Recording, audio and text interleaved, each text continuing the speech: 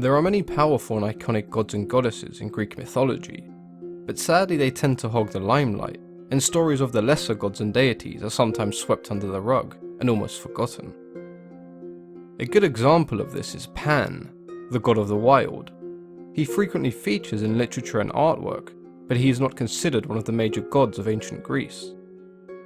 Some of you may even be more familiar with the creature from the film Pan's Labyrinth than Pan's depictions in Greek mythology.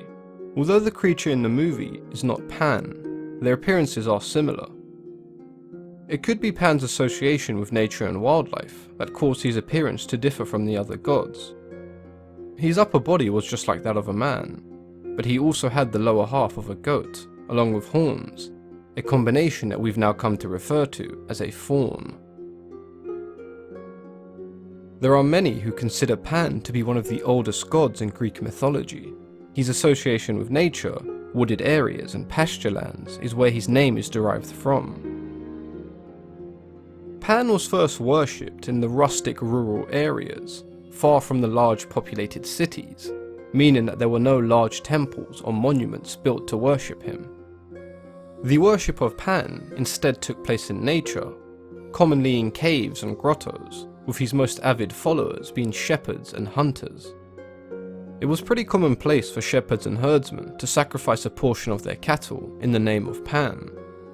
When it came to offerings made in his name, Pan enjoyed vases and all kinds of pottery, but it was known that he had a particular taste for grasshoppers coated in gold. The exact lineage of Pan is uncertain, with some accounts of him being the son of Hermes, and others claiming that he was the son of Zeus. In some stories his mother was Penelope, wife to the hero Odysseus. Despite the identity of his parents being a mystery, the story of Pan's birth remains the same. When Pan was born, his mother was so distressed by his unusual appearance that she ran away, abandoning Pan.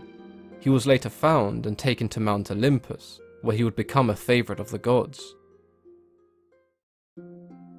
Like many of the other gods and goddesses, Pan had a host of attributes that set him apart from human beings.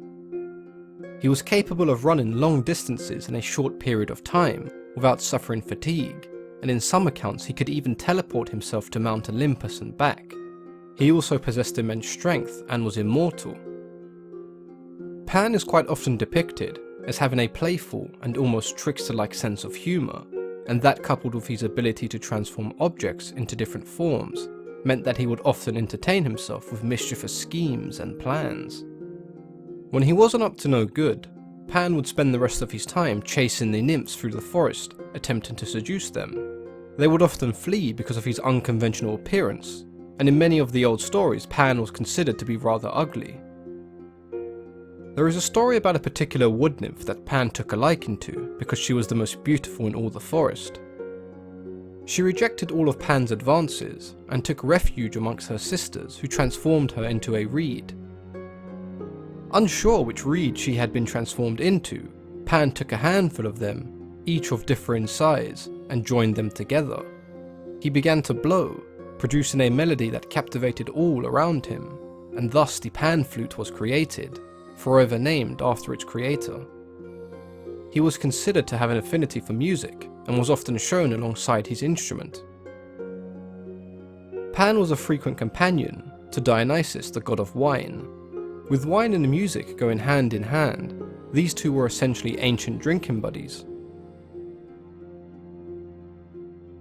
The word panic is believed to have derived from Pan.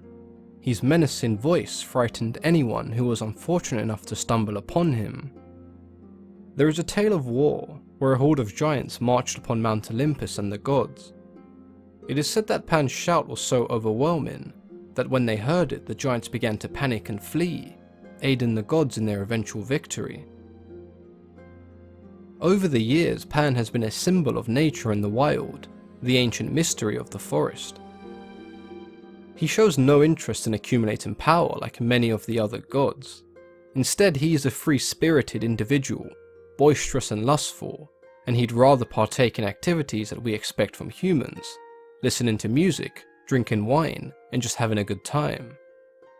There is no doubt that Pan is an entertaining character, and much like nature, he's unpredictable and at times frightening, which is what makes him so interesting.